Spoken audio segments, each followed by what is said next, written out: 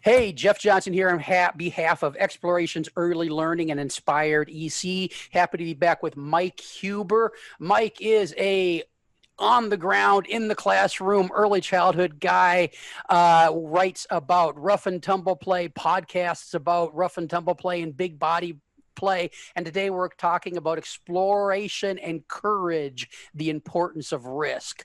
So Mike, I think I saw an example of this earlier today. I was out with my hounds and walking by the swimming pool, and there's a girl, must have been 8 or 9, in the pool, coaxing her, I assume, sister to jump in. A couple years younger, and the little girl was not really into the whole idea, and she'd run up to the edge of the pool and then stop. And her sister, I mean, sometimes that turns into a teasing thing with the bigger girl, the kid and everything. This time the sister's like, look, you're only going to be scared until you do it the first time, then you're going to love it. I thought, oh, this is great. And 2 more times, the younger girl runs up to the edge of the pool and freezes.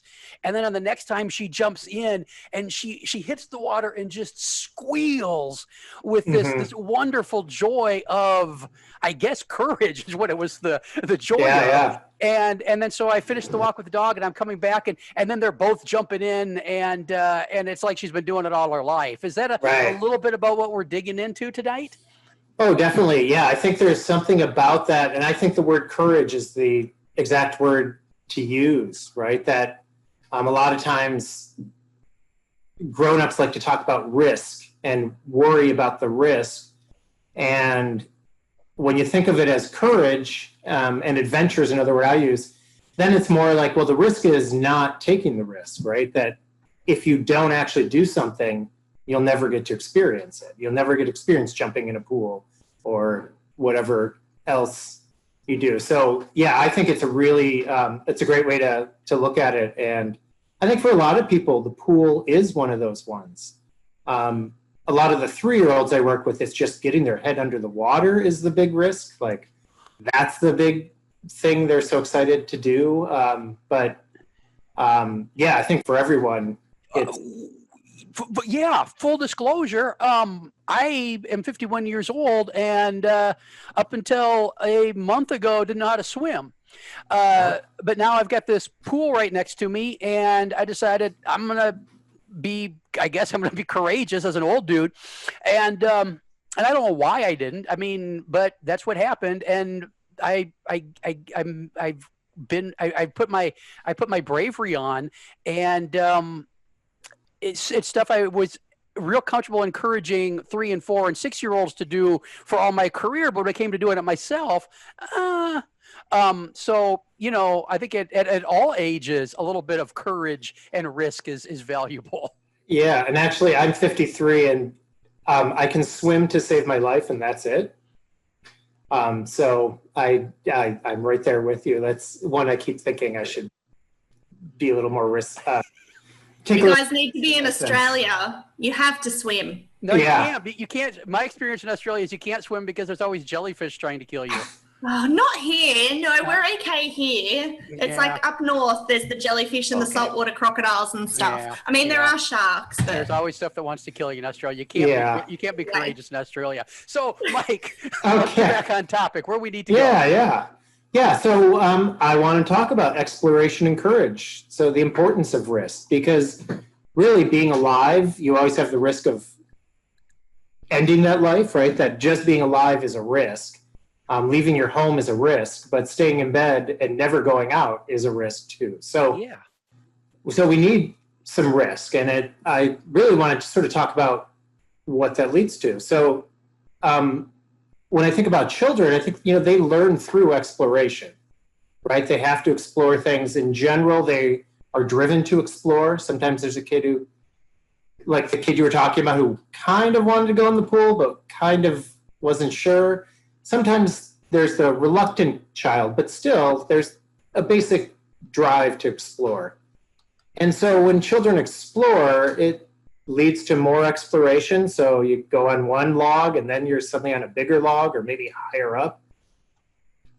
And so kids keep, you know, upping the ante, and eventually you get the grown-ups who are worried, right? It's like, oh no, what are we going to do? But we want kids to explore, right? So I think it's important to figure out, how do we allow kids to explore? If we're always telling them no, they're going to be afraid to do something.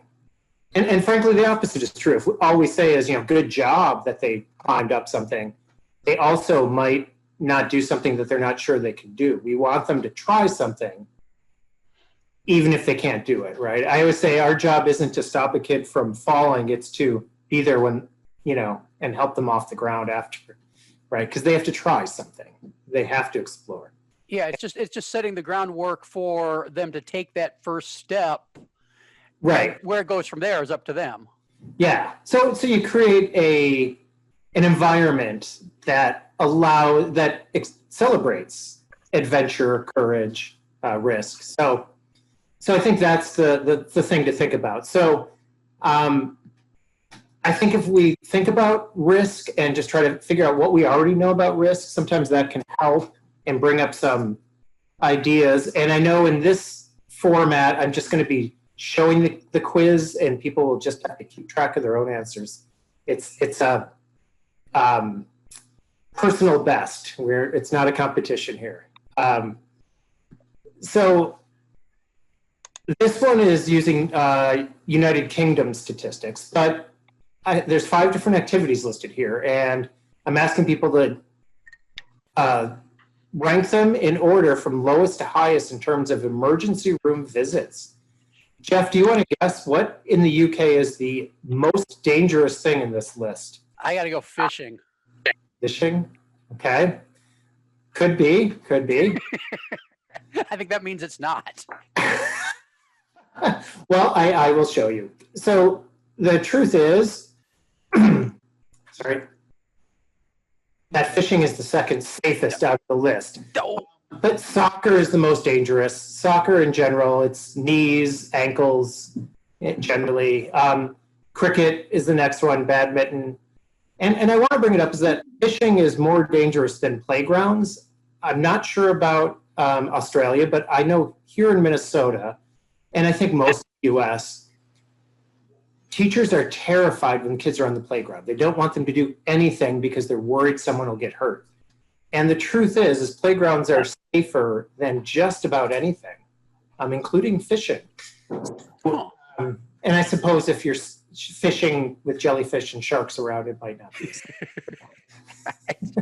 But so it's one of those things. I think it also brings up, I try to tell people who work with young children, if parents bring their kid to a soccer practice that lasts an hour, and sorry, I'm using the American term soccer here, but I'm not sure in Australia because. Yep, it's soccer here. They try and call it football, but it's really not. It's soccer. Yeah. And you've got Australian football, so yeah. I need to see honey. Yeah. No. So I think the big thing is if a kid goes to soccer practice for an hour and comes home with a sprained ankle, the parents are kind of like, oh well, that happens.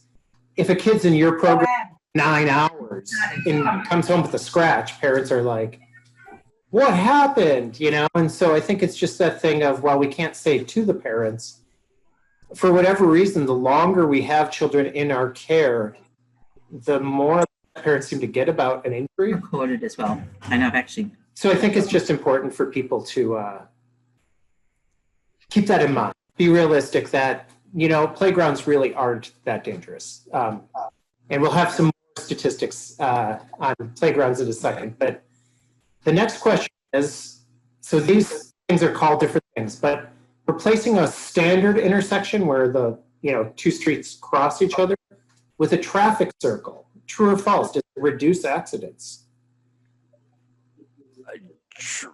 I'm scared. True.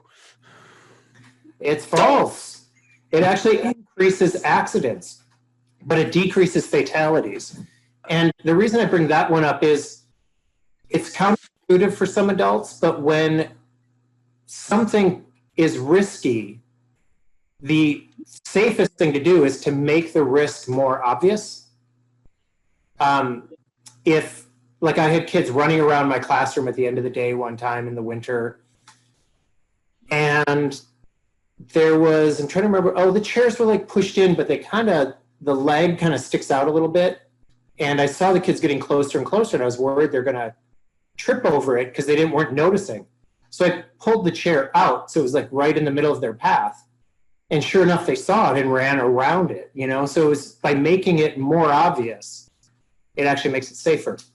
Same thing with heights. If kids can see how high up they are, they can kind of figure out, you know, if they feel okay.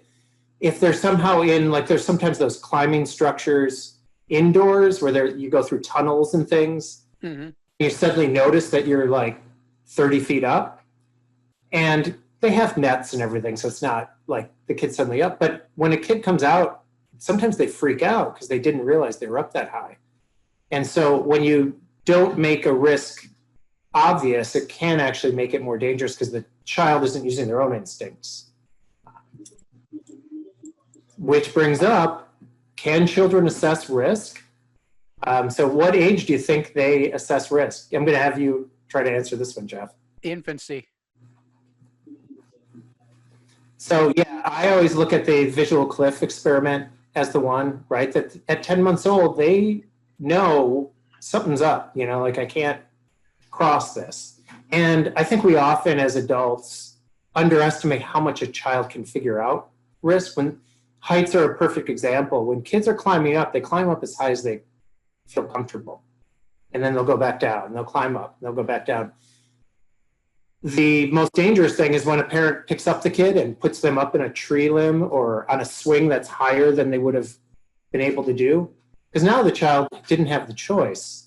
The other one I'll bring up is that a lot of times people talk about toddlers will climb higher than they can get down, or seemingly. And the reason is that toddlers don't have a developed proprioceptive sense. So they have to be able to see where they're going. So going down involves, you know, backing your feet up and you can't see. So that's the thing they can't do. It's not that they can't get down, it's that they don't think they can. And so that's where you can, depending on the child, if they're not too freaked out, you can kind of put a hand on their back gently and talk them through it. And if, you know, lower your foot. Oh, do you feel that? You know, that's the next rung. Now lower the other foot.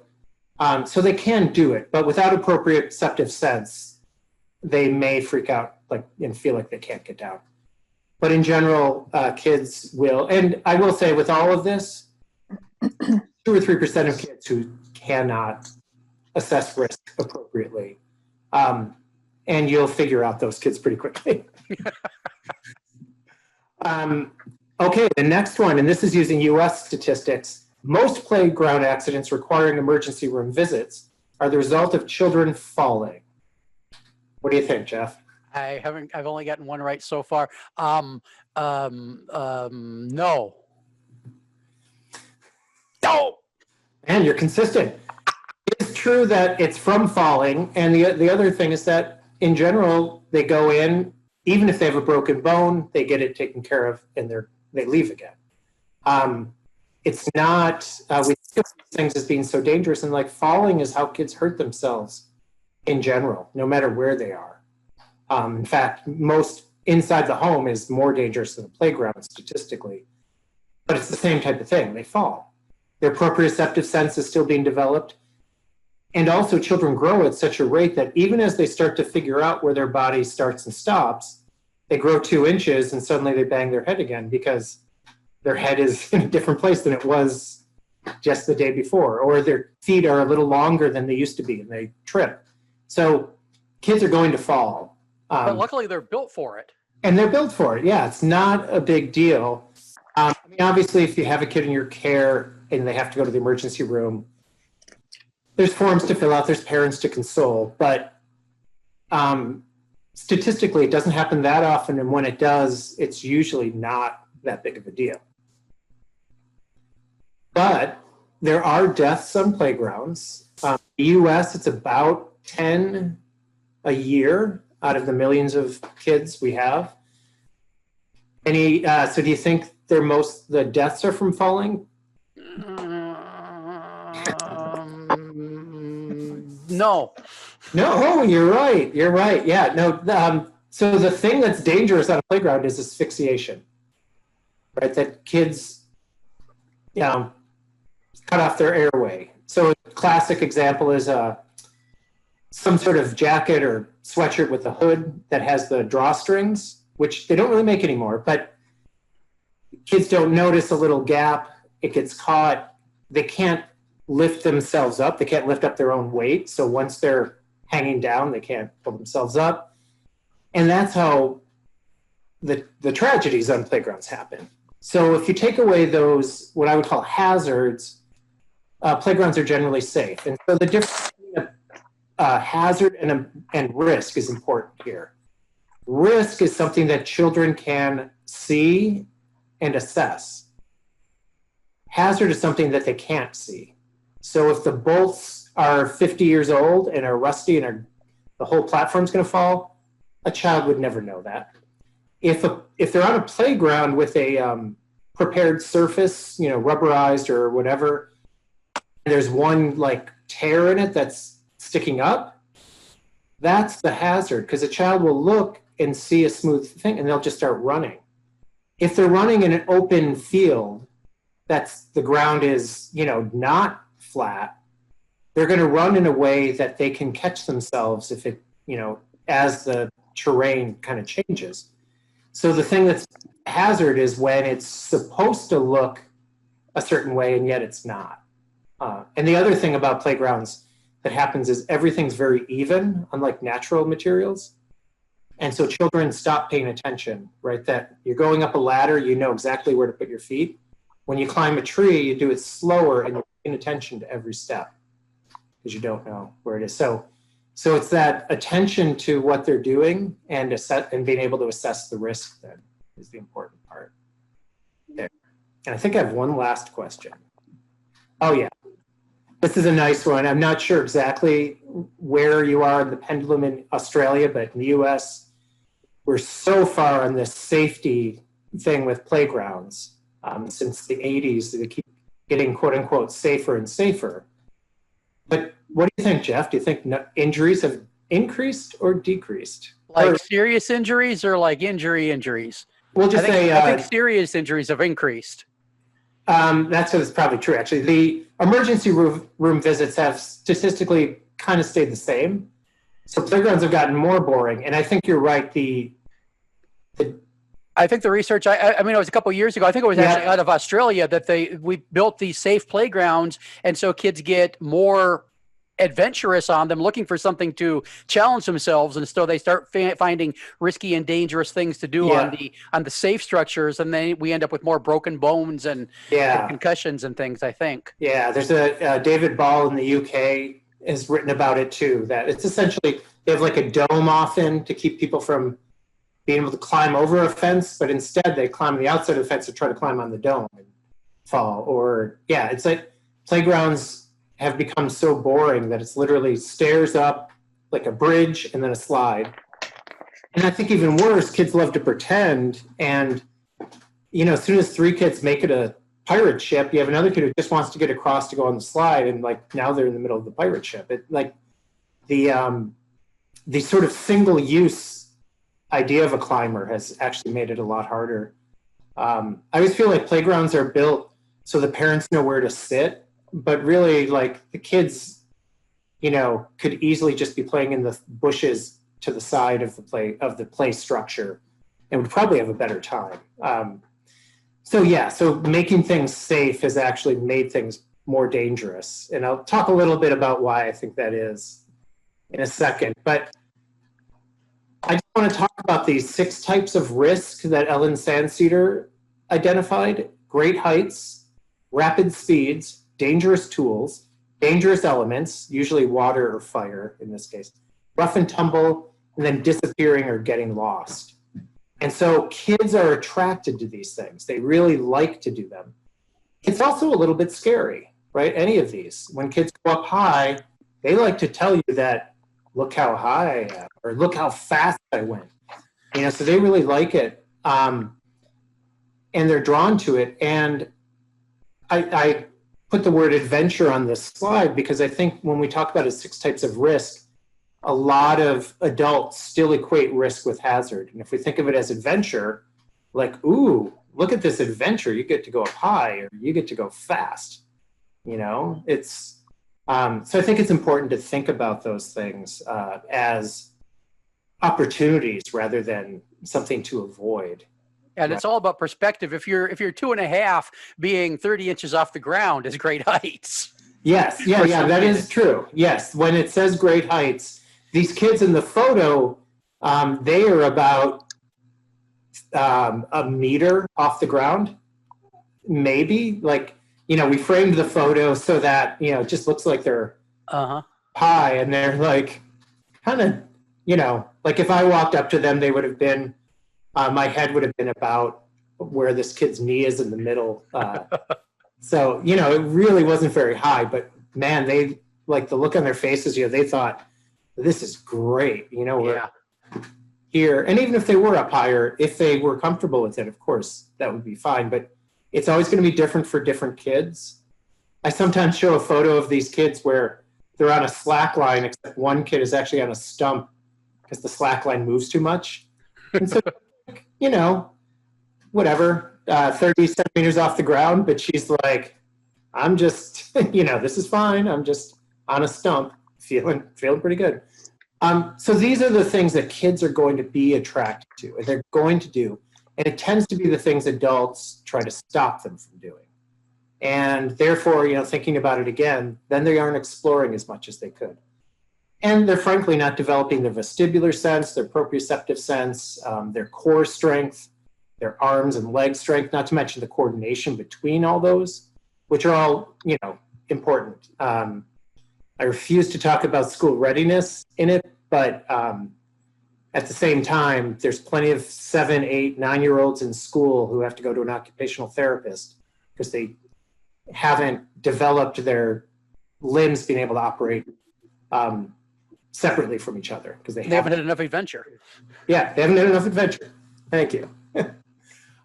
So the reason I think kids are drawn to this, or why it's so important, is, yeah, here's an example too, right? That child is in that photo. He was about, oh man, 20, maybe 24 months, like maybe not even, but look how high off the ground, you know, it's like, but that was pretty adventurous. So of course, adventure encourages exploration, but the other part is the emotional regulation. So the whole idea is you get a little nervous and you start to feel your heart beating a little faster. Maybe your breath gets a little shallow, but you don't stop. You actually still try the thing, right? This child here is feeling nervous, but they're going to do it. And they get to feel what those things feel like in their body and not do it. And they also don't lash out. So if it's more like rough and tumble play, a kid who doesn't do it normally may actually try to hurt someone else because they're like scared. But if they get used to the idea of like, oh yeah, we can just, you know, wrestle with each other and do it as a game or whatever. But kids who don't get enough adventure, enough risk, sometimes can't deal with these emotions. And so they start to feel a little nervous, and then they're not going to try it at all because, well, when I get this feeling, then I usually have an adult tell me not to do it, right? So it gives children kind of learn this other pattern.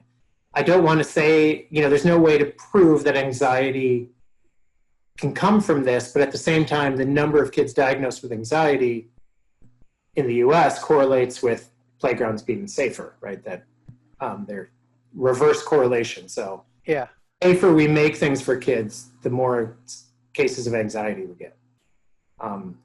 So it's not to say every single case is because of that, but it's interesting. And then the other thing is that when you're doing these things, all of your senses are engaged. Even if it's just going on the diving board and getting that nervousness, now your whole body's engaged, you're feeling it everywhere. Even though, you know, and then you, well, you jump in the water or you try to leave, one of the two. But you know, when you're doing it, and then because all the senses are engaged, if you think about your own childhood, often it had something to do with one of those 6 types of adventure, those 6 types of risk, because those are the times when more than one sense is engaged, you're more likely to have a memory from that. So the things that involved speed, the things that involved heights, the things that involved dangerous tools, right? I mean, I remember a kid, we had a class of rain in the teacher bathroom, and we were open between Christmas and New Year's, but most kids didn't come. But we had 2 kids, and we were like, you want to help us fix the drain? So we got out the pipe wrenches, and the kids were like, I'm sure, that was like 10 years ago at least, and I'm sure they're still, they remembered it, or later got more involved in tools. I think kids definitely get a sense of holding a real hammer or other tools is just a big thing. I think I remember a story from you, Jeff, about a kid taking apart a toilet too. Yeah. My Noah took apart the toilet, and he is 16 now, and we still talk about it because it was a very visceral, memorable experience for him. Right. Actually, I'll bring up one last thing that reminds me. My child, when they were like 10, I think, went to a birthday party, and there were these 2 other kids there, and I came early to pick them up, and they're still having lunch, so I'm sitting there, and 2 kids look at me like, weren't you our teacher? And I look at them and, place, and they were like 11 or 12 at that point. I was like, yeah, that's right. And then all of a sudden the one girl looks at the other kid and said, yeah, and you broke your arm in his class. And sure enough, like, he had tried to dive to a 3rd monkey bar rather than climbing to it, just jumped, missed, and kind of did a Superman into the ground. Ow. It's the only, I've had 2 emergency room visits. One was from a kid washing their hands, and where like they spun real quickly, lost their balance, and hit their head on the sink. And then the other one was a kid jumping for the monkey bars. And both of those, I still allowed kids to wash their hands after it, and I still allowed the kids to use the monkey bars. And it was a scary thing at the time. It was right when the mom was walking into the playground too. So the good thing was she went with us to the emergency room. But of course, the kid was going to jump like that. By the time I saw him again 10 years later, or whatever it was, 6 years later, he had already broken his, another bone, 2 other times. He was one of those kids. So he was just like, oh, I remember that. Yeah, I remember. Yeah, my arm, I was in a cast for whatever. And it was like a memory for him. And, and I don't want to make light of kids who get hurt seriously, but at the same time, most injuries, even when it's something like that, and that's, I taught in classrooms for 26 years, and those were the 2 accidents. And obviously I allow for a lot of adventure, so. Mike, I got one for you. I spent a number of years running a school-age community center program, and we were running relay races in the gym, and ended up the last leg of this relay race was a twin sister against her twin brother, and they're very evenly matched. He's a little bit ahead of her. She catches him, is going to beat him, puts her arms out in front of her to slow herself down when she gets to the wall at the far end of the gym, and breaks both her wrists. But she beat her brother in this race. Right, both parents worked out of town. I had to take her to the emergency room. Brother is, because of this twin thing, is almost more affected by it than she is. And we go on with our summer. Years later, like you're talking about, I ran into her, and her comment to me was not, do you remember when I broke both of my wrists? She remember when I beat my brother in that race? Ah. I love those moments because it was that adventure, and it was that speed, and it was the visceral experience you're talking about in the slide. It was great. Yeah.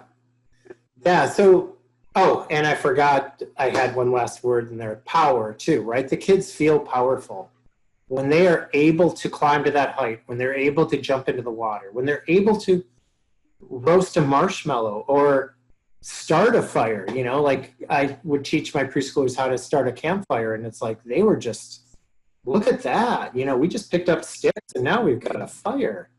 Like there's power in that. So here in Minnesota, we have a lot of lakes, and so I often use this idea of adventure as a way to explain, so how do you do it? Because you can't just have kids, you don't just throw a kid into the middle of a lake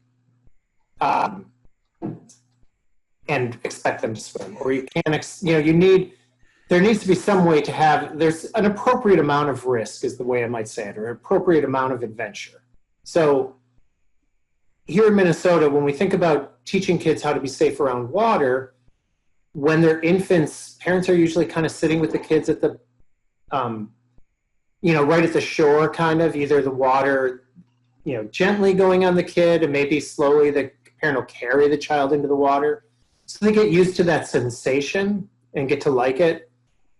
Later on, they start, putting their head underwater is often a big part of that.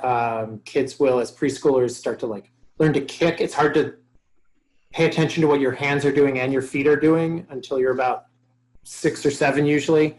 So you either have to make the kicking automatic, so then they can pay attention to their hands, or they can get to an age where they can pay attention to both at the same time. But so you slowly move that along. The other thing you could do is just say, no, don't go in that water because it's dangerous, and keep the infant from going in the water, keep the toddler from going in the water, keep the preschooler from going in the water. And then you get these teenagers heading out, getting away from their parents and finding something to do. And in Minnesota, people often end up at a lake. And, who are the kids who are safest or most in danger? The kid who's been, technically experiencing risk their whole life by being in water, or the kid who's never experienced it and is suddenly at the lake. And unfortunately, here in Minnesota, we have some immigrant populations who come from desert areas. And so just the kids don't know how to swim because they just haven't had that past experience. And they move here and they hang out with their friends. And then, there's been drownings where the kid, the child who just wanted to go in the water because their friends are, but wasn't able to handle it. So that idea is exposing children to appropriate risk, and that risk can increase as the child feels more comfortable, gets older, it's more developed. That's actually going to make the child safer. And that's whether it's biking, climbing, going in water, even being around fire, right? At first, it's like you hold the stick with the marshmallow, then, you can be the one actually grilling when you're a little older or whatever. And, there's cultures where 5-year-olds will cook food on a fire. It depends on what your experience is, obviously. I think for most of us, that's not going to be something a 5-year-old's going to be doing, but it's not because there's not the capability, it's just not the experience. And so kids have to be exposed to risk in an appropriate way, and then it increases as they get comfortable. And for some people, can be, I'm scared of bugs. And eventually, I don't know if you have any, trying to think, the one kid, 4-year-old right now, who is just terrified of bugs.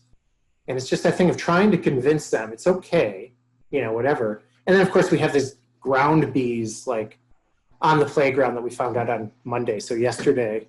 And, kid got stung and there's bees flying everywhere. It's like, okay, in this case, we are going to move away from the bugs. In that case, it wasn't safe. But in general, some kids are scared, and just being around, bugs can be that sense of risk, sense of adventure. So it's going to vary for different kids.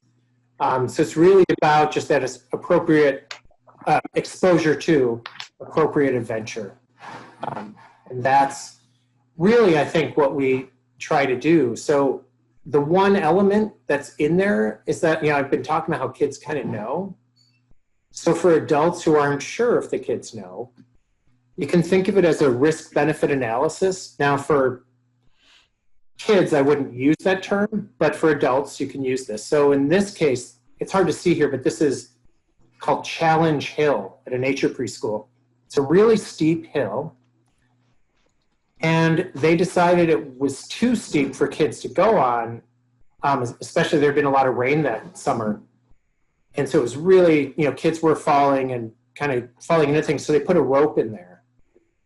And so that way the kids could kind of lower themselves. In general, kids didn't use the rope very much going up, but it was getting down that they needed the rope to help them.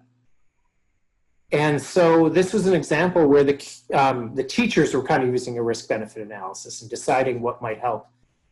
The kids themselves could also come up with risks. Like, so there might be a kid who isn't going to go up at all, right? Or a kid who is deciding on a wet day that, oh, you know, it's too slippery when it's wet, so I'm not going up today, but when it's dry, I'll go up, or whatever. So you have to think about what are the risks, how likely are the risks. So don't pull out the thing that's like, well, if it, you know, whatever, a meteor suddenly fell down, it's really risky or whatever. You know, you got to think of the actual risks and what are likely, and then think of what are the benefits. And climbing up and down a hill has a lot of benefits, both physically as well as social emotional things.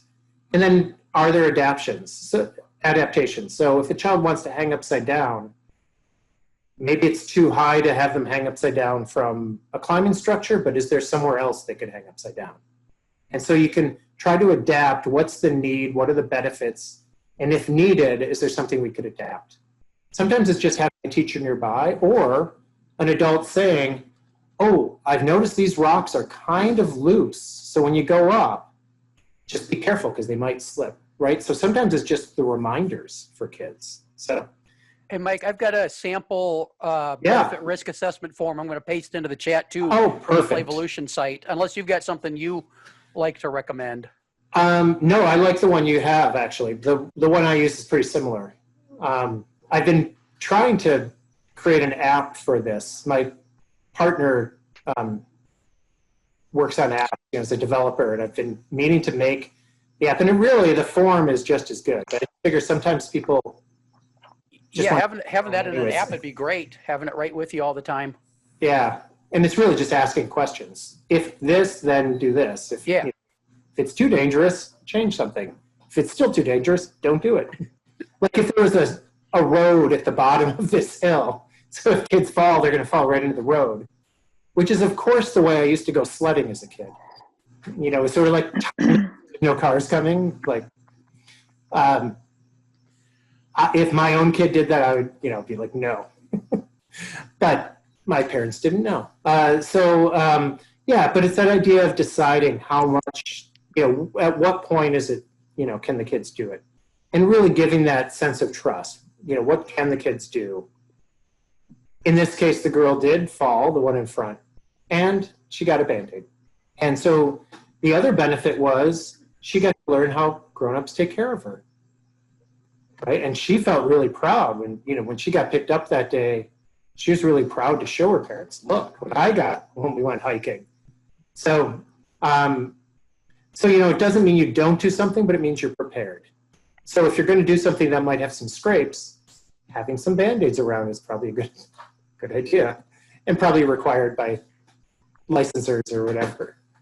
So I really just want to end with just that idea of really trying to figure out what the kids in your program are capable of doing. When something like this child here was up kind of high, if you're not sure, you just go close, right? And so this girl did know exactly what she was doing, and she knew that she felt okay. But going close by just gives you that sense of, oh, if I'm not sure, I can be there and I can help her if she needs help. But really giving kids that sense of trust. This girl here was so reluctant to do anything. So the fact that she's hanging upside down, even though it's only, I don't know, 10 centimeters from the ground, it's hard to tell. It wasn't very far, maybe a little higher than that, but you know, she got to go upside down. The other kids, of course, are hanging upside down a lot, are higher than her, but this was like her sense of adventure, of risk. So I think the main thing is really allowing kids to find their comfort zone, and then they want to go just above that comfort zone. That's what risk is. And their heart might beat a little faster, and you can talk, for the kid who might have anxiety, you can talk them through that of like, oh, you're feeling a little nervous. Do you want to try it? I'm right here if you need help, right? You can kind of talk them through it. Or for the kid who's feeling more confident, you can just step back and let them show you what they can do. but it's really letting the kids learn how to feel their own gut instincts. And the more teachers try to regulate it or say no, the less children get to experience that. And that's the biggest risk, is for kids to not feel safe and not feeling courageous. Sorry, safe is the wrong word. Not feeling courageous, not feeling like they can do things. So that is what I hope I want to leave with everyone. There's a huge part of this is the relationship, huh, Mike? I think for sure. The longer, I mean, my experience, we were best at this. My wife Tasha and I is what I'm talking about when I say when we were doing family childcare, because we had the children with us, most of them from infancy, and so as they grow up with us, you learn to read them and you know what they're comfortable with, and you've got that long relationship with them, and so it's really easier to create the environments where they're right at that edge of ready to take that next adventurous step. Right. And when you have someone new, you might not know. So that's really where, I always say, like, start, being close to the kids you're not sure about. And then as they show you what they can do, you can kind of back up. But not close in the way of like, because they can read even when if you don't say no, but you sort of have, like stiffen up, they still like try to stay relaxed, but just be close. Or if it's the reluctant kid, of really kind of reassuring them. I mean, it's funny because, right, some kids need just a little bit of, a push, like, it's okay. I'm not an actual push, but like a verbal support is what I meant. Like, it's okay, I'm right here if you need me, but do you want to try that? And then other kids, it's like, okay, do they know what they're doing? Do they, are they aware? And then just knowing, like, I just noticed on our playground, the most dangerous thing is when sand is on like sidewalk areas, because that gets really slippery and kids don't notice, right? So that. Hi, Rob. I just wondered whether you sold flexible iPad holders. Yeah. So. I think Kathy might be doing something else. Yeah. So. Yeah, but I'd be curious. Oh, one thing I did want to. I'm looking at something. I wanted to make sure people knew. Oh, I pulled it up on my Facebook. Rusty Keeler has a new book. Now I forgot. Oh, I lost it. I got to look real quick because it's about just what we're talking about here. Adventures in Risky Play is the title of this book. I was one of the informants for the book. He interviewed me about Rough and Tumble Play. It comes out here in the US next week, I think. I'm not sure what the availability is in Australia. I know the markets it's kind of hard with books. But I'm really excited about it because he really covers a lot of what I talked about, and for a lot of different age groups. I usually think of the 8 and under crowd, and he's looking at children and youth in general. So, but I don't know if there's questions or. I have one. Yeah. Could we, if everybody else has one, unmute yourself and throw them out there, or pop them in the chat if you don't want to talk. But Mike, I want to throw this out to you. Heather Shoemaker, who's done a couple sessions in this series, she talks also about emotional risk and social risk. And I think a lot of what you've talked about ties in with that. We've talked mostly about the physical risk, but a lot of these same things about being able to go where you're comfortable going socially and emotionally. And I think there's a lot of social emotional risk involved in the physical risk too. So I was wondering if you had any thoughts or comments on that. Yeah. I mean, I do think that I definitely was focused on physical risk for this, but it's true that without the emotional risk too, right, of doing something with other kids or things that it's important too, and you also have the same physical response, right, that your heart beats faster, you have shortness of breath, and so whatever type of risk you're experiencing, feeling what that feels like in your body and then knowing you can live through it, right? And if something does happen, that if your feelings get hurt or if you hurt your knee, you have someone you can turn to. So I think in a lot of ways, it's a very similar thing. Probably the risk assessment part is a little different. Yeah. But that's mostly because I think I'm focused on what adults tend to not allow kids to do. You know, really, my work came out of so many teachers saying, but I can't let them do that. And so, and most people don't have that attitude towards, well, I can't have them ask someone to play with them. Right. So that's, I think, why this is much more on the physical risk, because I've been interested in what makes people say no, what makes the adults say no. But I do think the experience from the kids' point of view is the same. So how do you go about, I mean, in an ideal world, how would you recommend programs go about onboarding parents into a program that is supportive of risk? Yeah. I mean, if the parents are on the same page, it makes it a lot easier to do all that stuff. Right. And it's going to vary, of course, on the program itself, and if you have to convince higher ups first. But I think having wording around that idea that because we want children to explore and be courageous, we expose them to appropriate risk, something like that. And then you could have some examples, such as, you know, we go by, you know, so in our case, we go by the creek, right? You know, and maybe put our feet in the creek or whatever. So they're going into water. Or we, at my program, we don't do this yet. I'm still trying to convince the higher ups, but where I used to work, you know, we build campfires in our fire pit. So in a specific place, but giving some examples of what the appropriate risk is that you do in your program.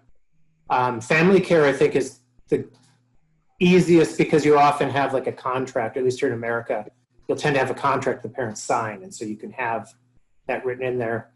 The bigger the program, the more you have to kind of convince other people that, like right now where I'm at, you know, the person, because I'm part of a larger agency. So our early childhood program is just one of 13 programs.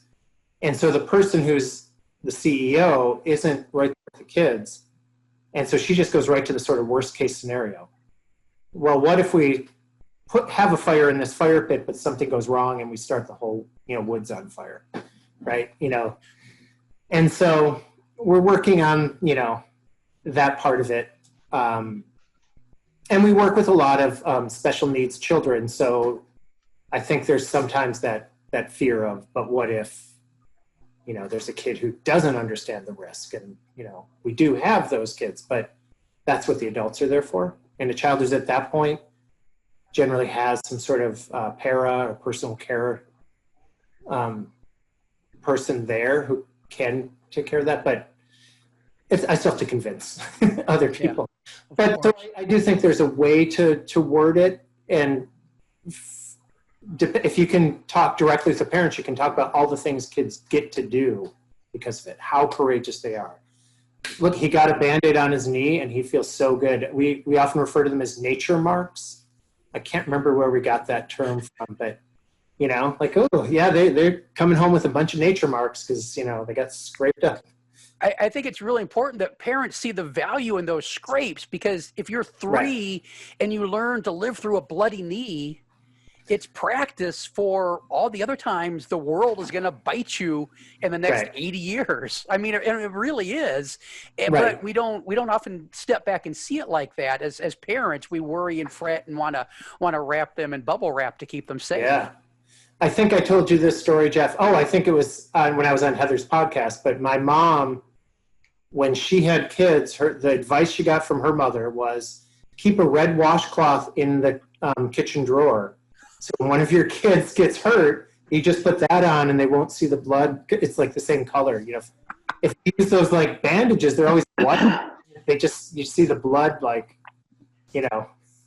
That's a great idea. I was definitely the kid who freaked out when I saw blood. So you saw the red washcloth a lot, huh? Yeah, you know, and now that I think about it, it's like, man. It's a good idea. Yeah. What do you think about on the playground, just or in the classroom, supervising? You know, I'm a big fan of stepping back A little bit. Mhm. I think a lot of early learning staff hover a lot too much, mostly because the boss expects them to, Yeah. because it doesn't look like they're working unless they're right there in the middle of things. But that also, in my experience, tends to interfere with the kids being adventurous and taking risks.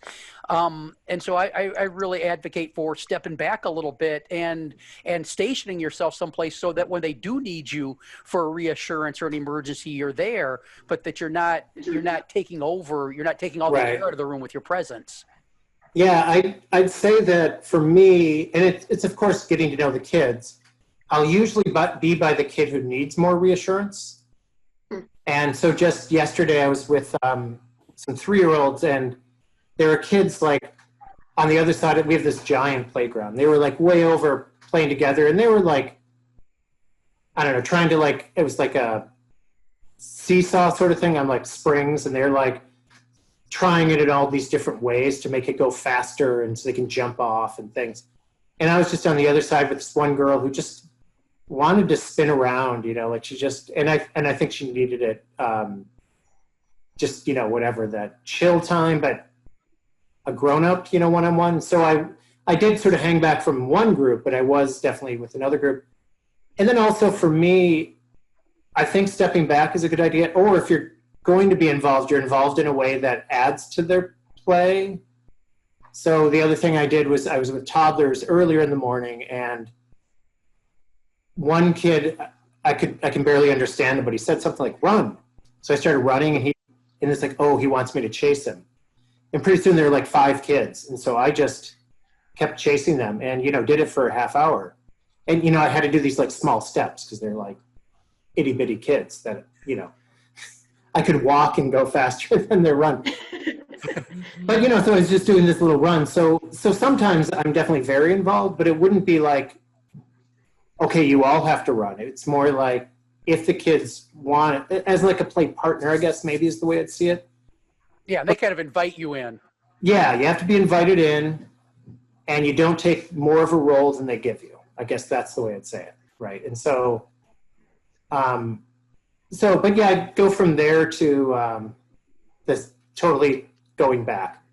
Like never the subreddit camp has this like continuum of what teachers can do, and the middle is kind of like partnering, and say sort of from there to like totally stepping back, you know, but definitely not like let's all, you know, play a game, or let's all go down the slide, or let's, you know, like directing the play or taking over the play. Oh, we're playing pirates. Well, let me show you what pirates can do, or let's use this.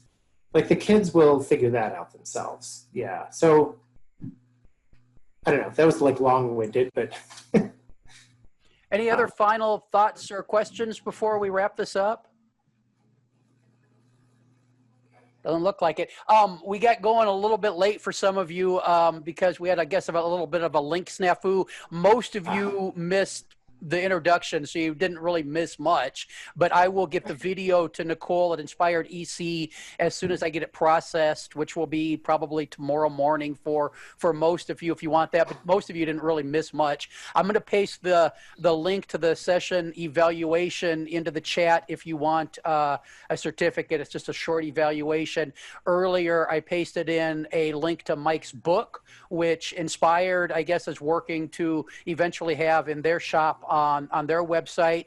And also I put in a link to Mike's podcast. It's the Teaching with the Body and Mind podcast. And the link I put in there has got all the episodes are right there in the player right there. And there's over 100 of them. There's lots of great content there if you want to listen to Mike and his crew talk about topics like this. It's a lot of great conversations out there. So thank you all for your time. Mike, you got any closing thoughts or comments? I mean, I feel like I probably already said it, but I feel like just that idea of, you know, the true risk is not allowing kids to explore. And so, you know, your own fears, just take a deep breath, watch the kids play. And I found for myself, as I let kids do more, I learned to trust them more. And so it's that idea, I guess Ernest Hemingway says, the only way to know if you can trust someone is to trust them. And so that's what I'll do. That's beautiful. You can't beat ending with Ernest Hemingway. That's right. Well, thank you all. Have a good day. And again, I'll get that video out to Nicole ASAP for that little bit that people missed. So thank you. Thank you for your time, Mike. Thanks, everybody. Yeah. Thanks, everyone. Thank you. Thank you.